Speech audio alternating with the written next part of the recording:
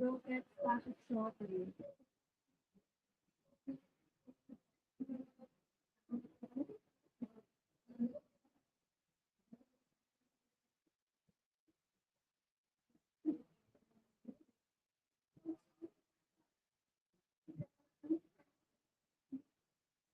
All right, then we'll get started. A very warm welcome to everyone to our panel that was put together by Mongolia COP30 to COP17, Youth Planting and Growth Convention Synergies. So I'm really excited to learn more about what is the kind of leadership that we could envision, how the actions that we could implement together, and perhaps some of the recommendations that we could discuss within this dialogue. And before we begin, it is my honor to welcome Ulaanbaatar, a senior policy expert of climate change and desertification in the department within the Ministry of Environment and Climate Change to welcome us and to do what we're doing. Thank you so much, Ulaanbaatar, to bringing me to the floor. It is my great honor and pleasure to welcome all of you to this important and very informative, at the same time very interesting event. And before I go into my opening speech, I would like to express my sincere gratitude to my junior negotiators and all the youth delegates from government of Mongolia attending COP30 that I entrusted them to let's organize something interesting discussion in terms of how we could bring COP30 decisions to COP17 potential opportunity and impact decisions, that we could discuss the potential ways youth engagements to the COP17. So I would like to say that for all the time, youth and the youth and also youth engagement and also climate change is like the hottest topic for all the time. Because I think myself, I'm actually one of the youth. But actually working for the government more than 5 years, and it's been tough for me to handle all the policy jobs at the government side. And this is my first time that I feel more comfortable and feel more supported with all of you, my youth negotiators and youth delegates here in Ulaanbaatar. So I feel so awesome with you guys, and I think I believe and I'm sure that you during this session, all the youth delegates, including all the guests, the distinguished guests to this event, will discuss substantively and constructively about the how we could collaborate, how we could ensure the youth engagement and youth inclusiveness to the all the three parts decision-making process, as well as the widespread and the overall environmental agenda and overall environmental crisis and the opportunity for the enabling all the solutions to be implemented in the future. So you guys, good luck, and I will be looking forward to, I will be thrilled to listen your voices and ideas, how we could deliver COP30 to COP17 decisions together. Thank you so much.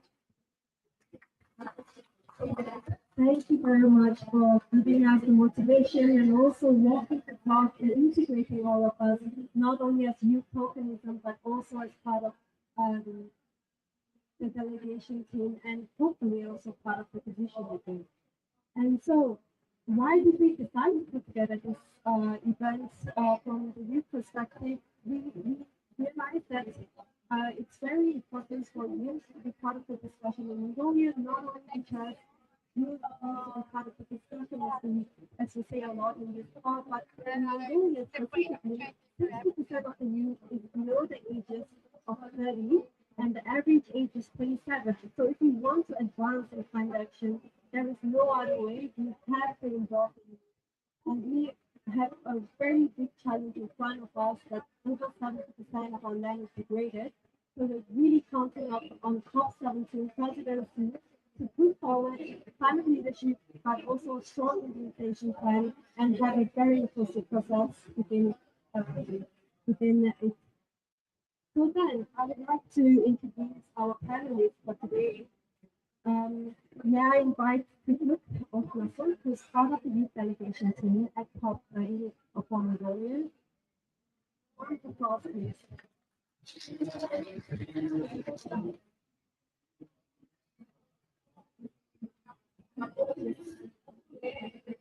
So then next up we can please invite Ms. Dr. Ulaanbaatar, who is the Land Policy Advisor to COP17 Task Force. Round of applause, please. And next, I invite also Pedro Henrik, who is part of the delegation of COP30 Brazil, to join us in this discussion. Round of applause, please. Thank you. And last but not least, Ms. Ulaanbaatar, who is also part of the COP30 youth delegation team of Mongolia to COP30 Brazil. For joining, and first of all, I would like to ask you, as you have a very good overview of the process, and when you go back to COP16, what were young people advocating for at COP16, and what are some of the synergy gaps that were visible between conventions on land, climate, and biodiversity? Thank you, Lupin. It is my pleasure to join this amazing panel today, and good afternoon, everyone. So to begin with, I'll introduce quickly about myself. I come from the civil society, and this year I have the opportunity great honor to join the Youth Negotiators Academy, which actually serves to empower young people to be meaningfully included in these negotiations, very complex and technical negotiations. So this is actually the first time I'm joining the country delegation. Last year, I happened to join the COP16, the desertification COP in Riyadh, but from a different perspective. I joined on the other side of the negotiation table. I joined as a civil society observer in a very different context. So I'd like to share some of the outcomes and the experiences that young people were sharing during the UNCCD COP, as well as what we were advocating as youth advocates. Firstly, as you might know, the desertification COP that happened in Riyadh, for the first time we gathered over 20,000 people. So it was the first time that the UNCCD COP itself, that is traditionally seen as the smallest, the COP that gets the least attention, actually was able to gather such a huge number of people. And a very large proportion of the delegates were actually youth. And I would like to say that youth action and youth mobilization was quite strong. And one of the biggest outcomes that came out of COP16 in Riyadh was the official adoption of the UNCCD Youth Engagement Strategy, which calls upon governments to institutionalize youth seats at their national delegation, at their respective environmental governance, both for desertification and climate change. Moreover, it called for the strengthened synergies among the three conventions. Another key point that young people were advocating during the UNCCD COP was this strengthened emphasis of agriculture and food systems, as it is the main cross-cutting theme across the three conventions. And these three conventions, they work hand in hand. It is, although there has been a lot of attempts to synergize, we did see it that we are working in silos. It is very important to connect these conventions both at the international level, in the multilateral space, as well as at the national level. So which means to synergize the national reporting to the targets of the LDM, the land neutrality, MDSAPs, as well as the NDCs. So these were the main messages during UNCCD COP. Although we advocated for many things, I would like to connect it to today's panel discussion. So what were the gaps? Apologies for taking a little bit more time. But from my perspective, although there have been an incredible amount of mobilization of young people across all three conventions, however, we did see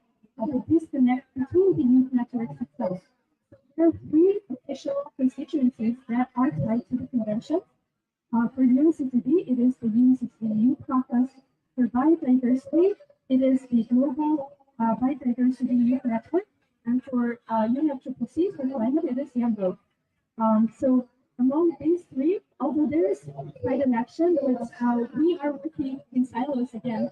So I think it is important for us young people to get connected and mobilized and to synergize our efforts to strengthen, because these conventions work hand in hand. So this is my key message that I wanted to mention. Thank you very much, Vishnu. I couldn't agree more that we have to go from silos to synergies. And now, thankfully, we have a little bit of time till August next year. And this creates a great opportunity for us to connect and work towards ambitious outcomes to COP17. And next, talking about COP17, Mr. Ulaanbaatar, as COP17 host, how can Mongolia become a global example of engaging in meaningful leadership? Good afternoon, and thank you for having me as a panelist. And I must say, the audience is small, but very intimidating audience. Anyways, I have to, I think I should mention my background a little bit. And this is my first time attending UNCCC COP. I'm more of a CBD person, and I've been working on CBD, GPF, and NDSAPs for almost 10 years, more than 10 years. But coming here to COP30 and listening to all these talks on coming from silos to synergies, integrating the goals and action plans, action agendas of the three conventions on CBD, UNCCC, and UNCCD, it's definitely a music to my ears. Very important. And I'm very happy to be part of this discussion as well.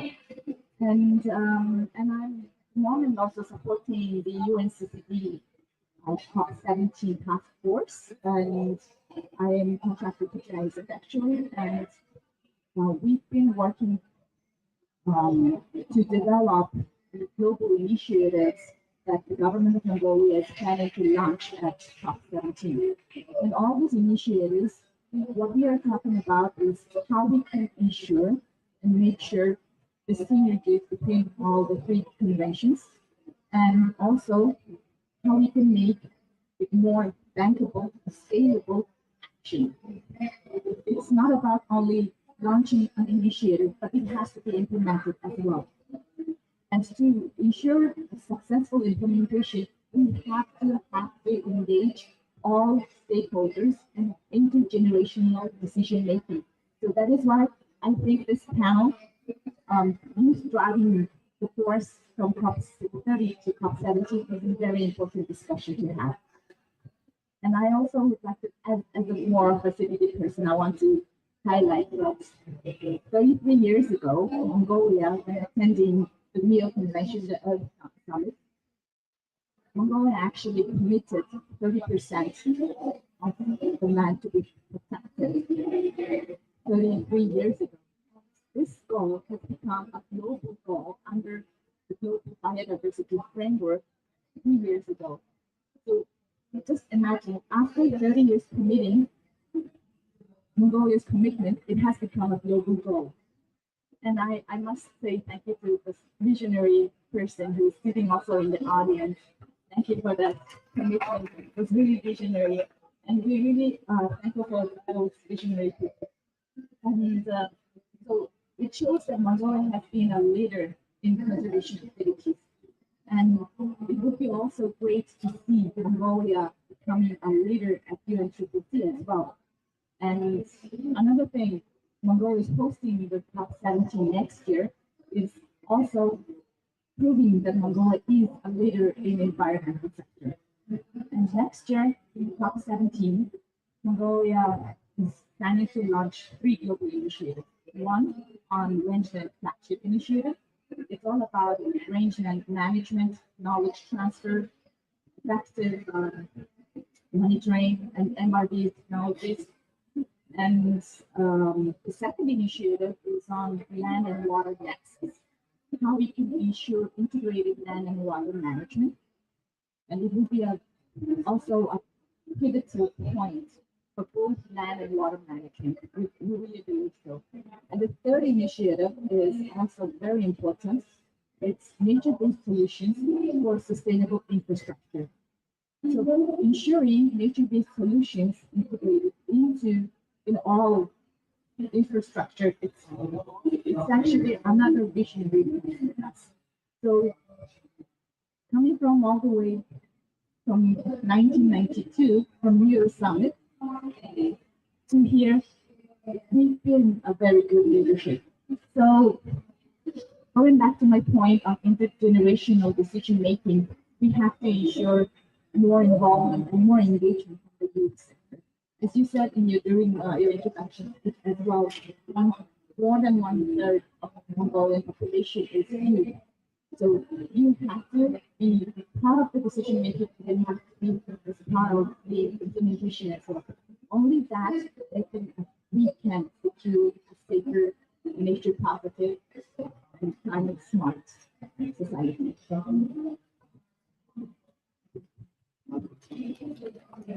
Thank you so much. It gives me a lot of hopes knowing that the planning process behind COP17 is such a holistic process that takes into account land, water, the, our land role, but also the people at the very center of it, and also highlighting that the importance of the intergenerational dialogue and collaboration. We are all hungry to learn here and to also learn from visionaries, from people to collaborate and to implement the solutions together. And next, we have Pedro Henrik, and he will be discussing about the solutions. So I'm very interested in what solutions could encompass the three conventions and approaches. Hey everyone, thanks for having me. I'm Pedro. I'm from Brazil. Also part of the Youth Initiators Academy. Along with you and it's a pleasure to be here, speaking with you, discussing with you. Brazil has a tradition to be very close to the UNCCD convention, especially last year we sent our hugest delegation so far, 100 people. It seems small compared to 5,000 people delegation from the UN People C Convention, but related to the land-degradation and desertification convention, it's all growing our priority. I'm close contact with the Ministry of Environment of Brazil, and they are putting a lot of energy to even more people next year to Mongolia. And I'm very happy to be part of this discussion soon. My background is civil society, bar, and I'm a specialist in restoration, which is a nice way to address the solution for the three innovations. I think restoration might be a path that we can reach between biodiversity, of course, because if you are restoring the land, if you're restoring forests, you are trying to recover biodiversity. There are a lot of studies that arise between ecosystems, and those studies indicate that for some ecosystems, biodiversity can recover very fast, for other ecosystems, not so fast. So we should be careful also. It's not like a no only and only solution that can solve all the problems. The best strategy is to avoid degradation, restoration to recover biodiversity, store carbon on the soil and also on trees if we are talking about a forest ecosystem. Of course, the system functioning and also improve resilience of the ecosystems. I work with the Catino dry forest. It's a little bit closer. It's 500 millimeters per year. So the city area ecosystem, and specialize in this ecosystem in Brazil.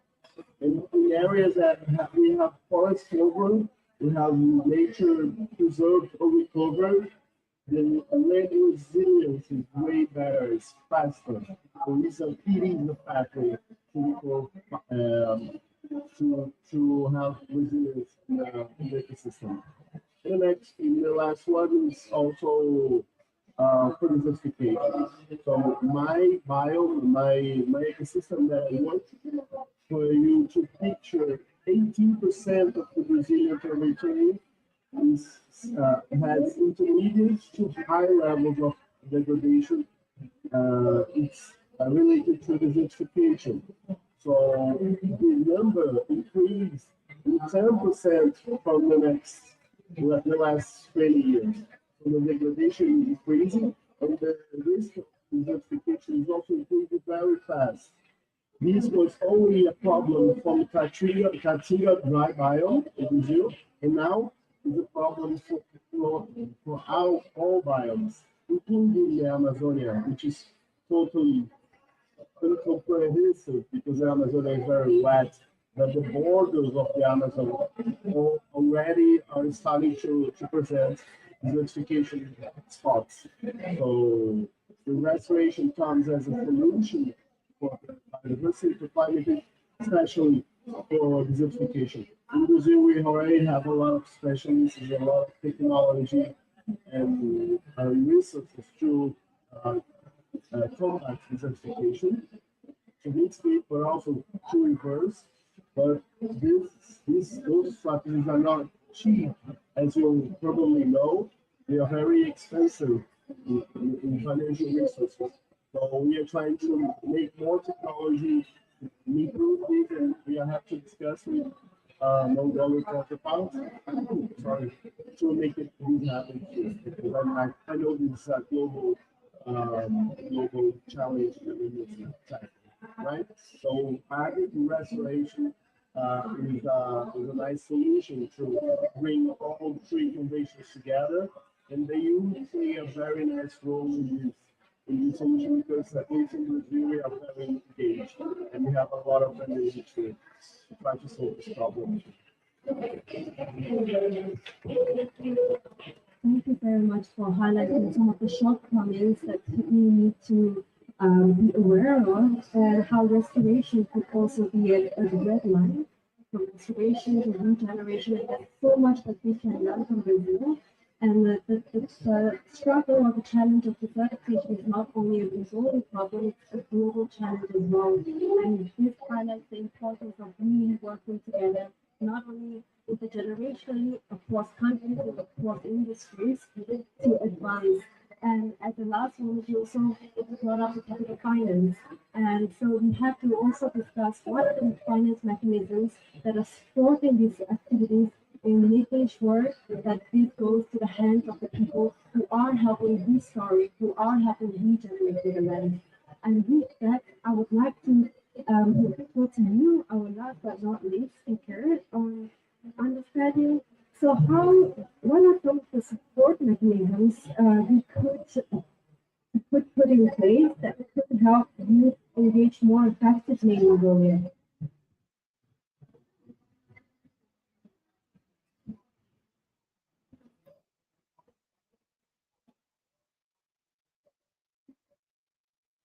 Thank you very much, Ulaanbaatar. So I would like to give some background. I am part of Mongolian Synergies right now, and I'm also following the SPSD, the 15 agenda item, which is about the cooperation of the three conferences. So I've been very diligently following that track because this is really dear to my heart because I work in the biodiversity field just like Daphne. So I was really surprised that the progress we are making at this point in this track was somehow being delayed by certain colleagues because in my opinion this topic is so obvious, it could have a decision within a day. But somehow there was different interests, different ideas, different views in the room. So I tried to understand what's the reasoning behind that. I tried to understand why this decision is taken, why this topic is taking this long to have a discussion. So I asked around my friends, I asked about the fellow youth that are engaging in the negotiation process, and they said that this UNFCCC, UNCCD, UNCCD processes are very complex process. It is already hard to understand what's going on, why it is happening at this way, why it is happening in this way. So it's just important to understand the process first to engage meaningfully. So I think as a youth, we need this capacity to learn from experienced negotiators to engage meaningfully in this processes so that we could have that we could maybe become the force of acceleration in these processes. So that's my idea.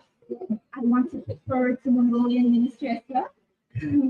So we could have a base that we could use during this negotiation processes, and we could leverage to achieve the synergies between these three conventions. So therefore, I'm really thankful for the Climate Chief Negotiator Program organized by Youth Negotiator Academy. This program really helped me to understand the basis of these three conventions and how processes are, how decisions are made, how the process progress. So I'm really grateful for that, and I think we could adapt this program to the Mongolian context. We could learn these lessons from this COP and adapt to our specific national context. So that was my thinking. So I really hope that Mongolian government could support this reasoning as well. Thank you.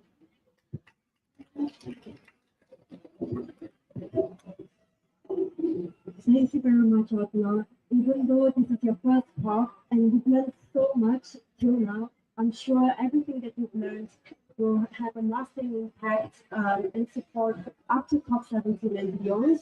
And I'm really kind of inspired by all the Mongolian youth around and the Mongolian government for working so closely together at COP30, but also building up to COP17. And with that, you've spoken about already some of the challenges on engaging with youth, on perhaps it could be on the capacity building side, it could be on the resource side.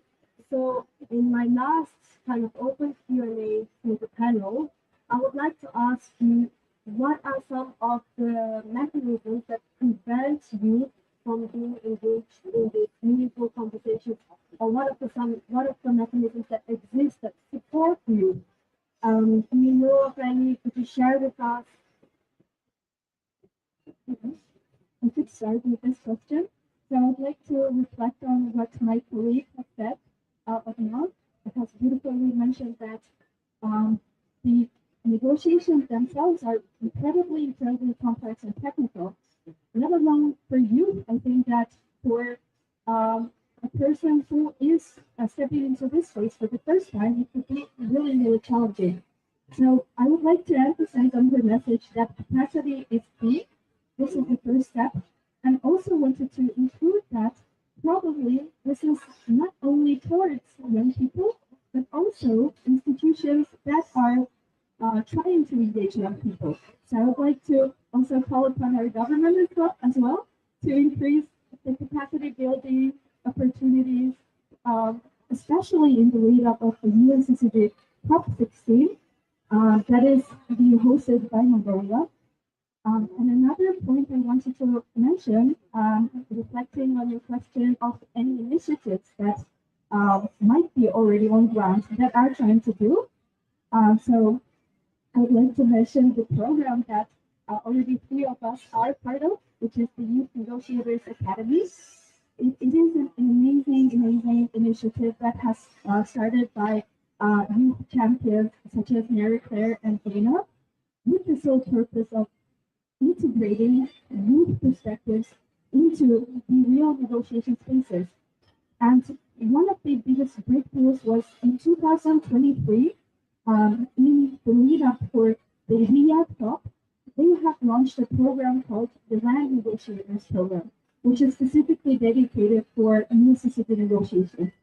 So this has been a very successful case. So also another piece of recommendation for our governments, if we could probably expand this program, the Land Negotiators Program, for our government for training not only international negotiators, but Mongolian negotiators to be participating in our country's COP. So I'd like to recommend for our government to expand the collaboration with the Youth Negotiators Academy. I guess we're already aware of it. Okay. Very much. Do you have any food? Sure. I just wanted to quote the minister's speech from yesterday.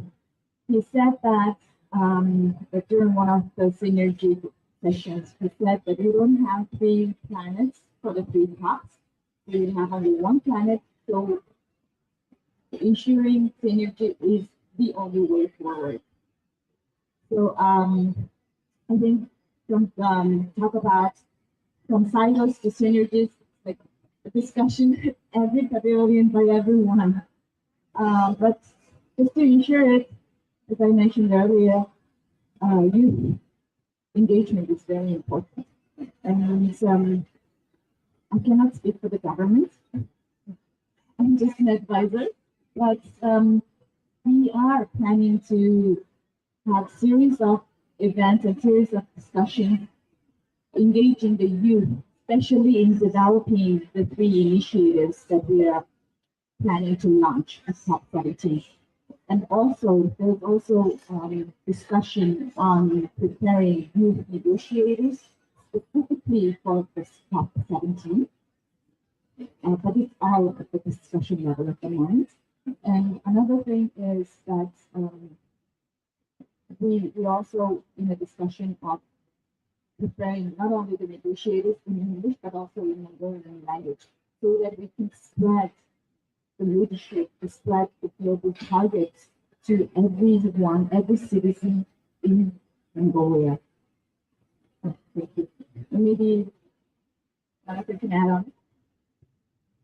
Thank you so much for expressing your deep dive and the substantive proposals to the government side. So on behalf of the government of Mongolia, I would like to assure that we will make our best to ensure and to start the real capacity building program for only for Mongolian youth negotiators towards COP17 next year, because as I mentioned during my welcome remarks, that I'm also one of the youth negotiators actually, who is working at the government of Mongolia, but it's good to hear that there is such a lot of opportunities and a lot of engagements and a lot of capacity building programs around the world. But in Mongolia, I just saw that we can do, and we can have our own Mongolian youth and negotiators capacity building program towards COP17 next year. So I can assure and I can say, let's start together working on the drafting overall concept notes together, back to home from the land to Ulaanbaatar, so we could start maybe 1st of January next year. So I will also look forward to having your support and collaboration and preparation and support from your side too. There are also alumni, CYMP alumni, including Triple, Gogno, and Income, who is not here actually, but okay, so I can show that. Wow, that's a big announcement. Thank you for also addressing the problem very systemically. And only this way we can ensure that from A to Z, youth can be part of the process, but also when implemented, the actions can have a long-term impact. And then, so do you have input? Everything also take one to two questions from the floor and then work from there. So from the floor, is there anyone who would like to ask a question or give a remark? So esteemed panelists,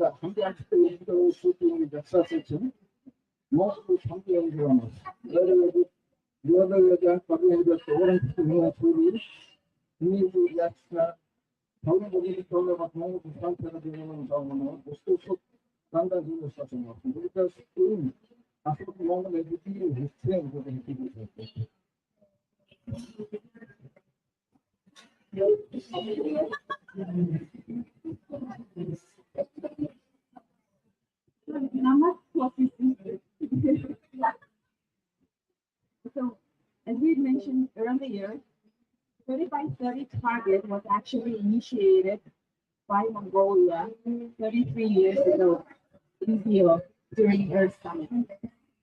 So it shows that Mongolia's leadership in conservation skills. And 3 years ago, WWF has conducted a global assessment on the synergies between the two conventions. The CBD, the Convention on Biodiversity, Convention on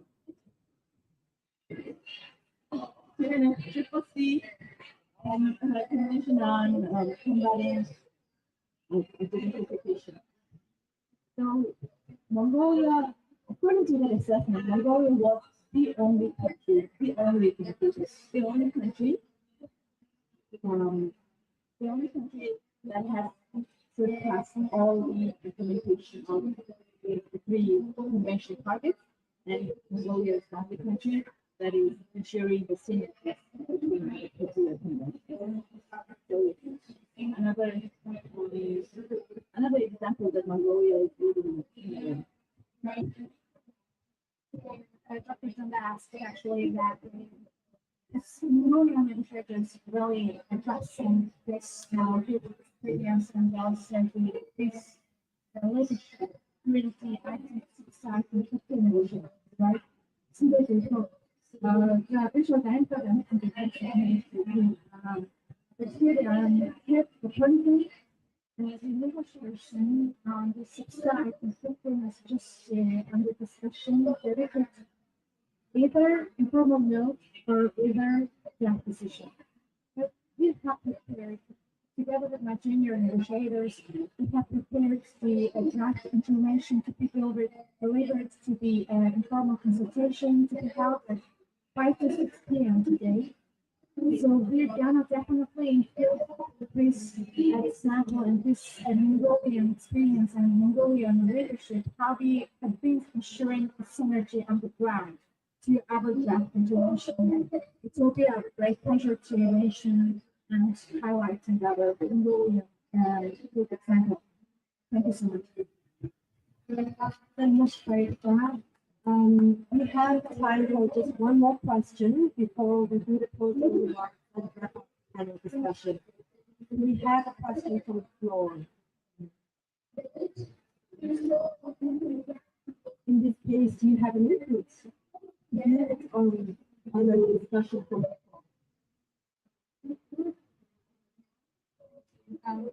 floor. I'm also part of Council of Northeast Asian Youth Climate Council that has just launched last June. And in our declaration, we made sure to include biodiversity and land desertification. We would do action to support the government, support the cooperation between countries in the region to have synergies between these important issues. So I would like to also highlight that. Thank you.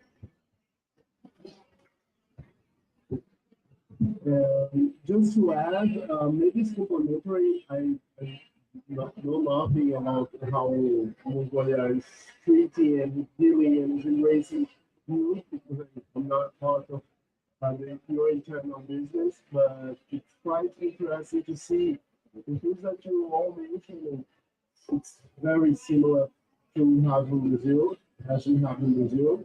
And looking more broad way, I think having a presentation of before, I think it's training, making people, young people, um, that are trained to occupy those spaces. Because there could be two scenarios in my experience in YNA. You could have the opportunity to be there, so government embrace you and put you there, and you could not understand anything or not be able to contribute in a nice way. You could not be able to understand how to behave in those spaces. So training is very, very, very important. And I think I would like to echo the YNA land training. I think that would be very interesting for you. And I'm also guaranteeing this with my government. I just talked with the director of desertification yesterday, and he assured that there will be 4 places for Brazilian people. Even though it's not me, it's very important that 4 Brazilian and young people are trained. And then after that, not only the training, but also give the opportunity. And but I see that I can see clearly that you already have been doing this. You have been doing the opportunity. You are deploying their voices, their young people's voices. So it is quite nice. I would like to more and say that for me this is important. Independent of the country, independent of Mongolia, Brazil, in every country. That's it. Thank you very much. So throughout this conversation, so as I saw the mic was going back and forth, so this is already exemplary that at COP30 we're here to dialogue, we're here to collaborate, and even in terms of participation, thank you so much for coming to support us, even at a short notice. That means a lot to us, and we really look forward to working together towards COP17. And with that, I'll hand the mic over back to you for closing remarks. So much. Can I deliver my closing remark from here or there?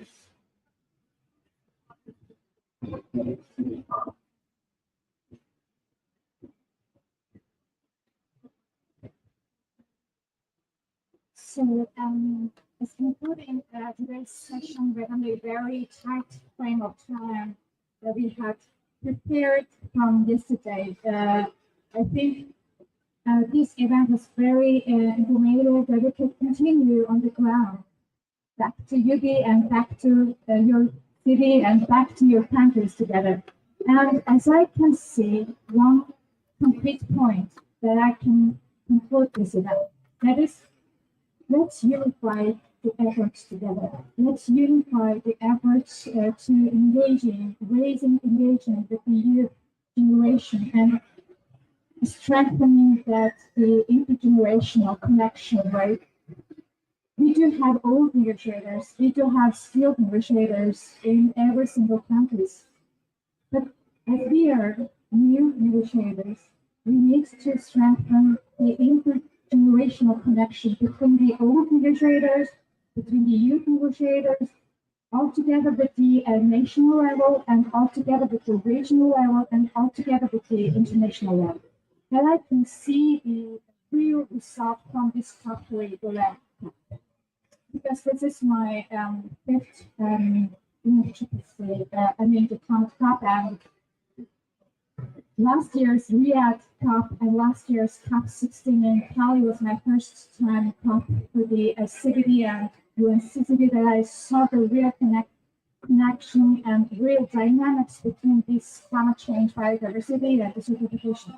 So what I want to say is that as we end our participation here in the Ulaanbaatar, I would like to expand, I would like to strengthen the capacities and also the capacity building trainings, not only for synergies, Also, I would love to see the youth negotiators who's gonna attending the all other negotiation items such as finance, Article 6 implementation, and also the just transition and loss and damage and GGA, etc. So for achieving the concrete result, for bringing the actions, for bringing the promises on the ground, for bringing all the goals into the ground, into the implementation, we need you. So we want you to be engaged, more active in the future. Thank you so much. Another round of applause for our dear panelists, please. Thank you very much. Just for everyone to know, there is another event at 3:30 p.m. at the NBC Partnership Pavilion, and I look forward to seeing you all.